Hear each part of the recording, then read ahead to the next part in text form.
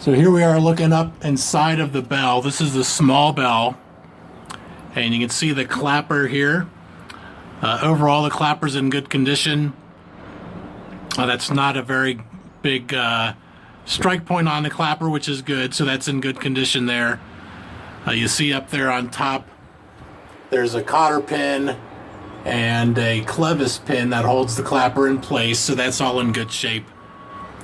This item here is called the clapper spring. That has a matching spring on the other side as well. I did want to show you the clapper spring. The clapper spring's job is to catch the clapper before it hits the bell. So the clapper comes over, the spring catches it, and the spring is supposed to be stiff. And the clapper spring, it keeps the clapper from hitting the bell with its full force, and then it also springs back, and it's supposed to push the clapper back the other direction so it doesn't bounce on the bell. As you'll notice here, the clapper spring is essentially it's not doing its job. The clapper spring is very loose. The clapper has absolutely nothing to alleviate its full strike as it comes against the bell. So this clapper spring might as well not even be there. This clapper spring, it also is hitting the bell. You don't want the clapper spring to hit the bell. So you can see that bolt up on the right. It's supposed to be holding this clapper spring tight. And you can see I may even be able, if I tried hard enough, to pull that clapper spring out. So that's not good.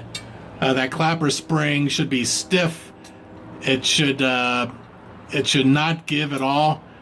And really, again, this clapper spring essentially is not doing anything to protect the bell. If a bell gets cracked, it's typically going to crack because it's getting hit too hard by the clapper.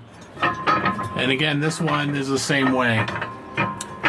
That should not be happening. It's hitting the bell. The clapper spring should not hit the bell. So these clapper springs are probably as old as the bell. The bolts up there, you see the bolts. They are square-headed bolts, which just indicates how old they are.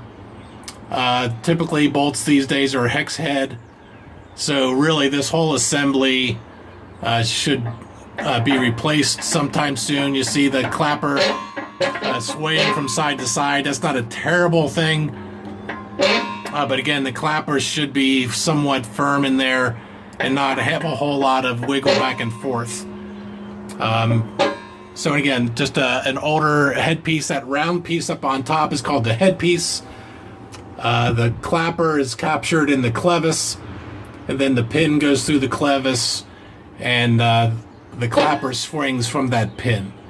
So really the major point is these clapper springs are just really old and need to be replaced.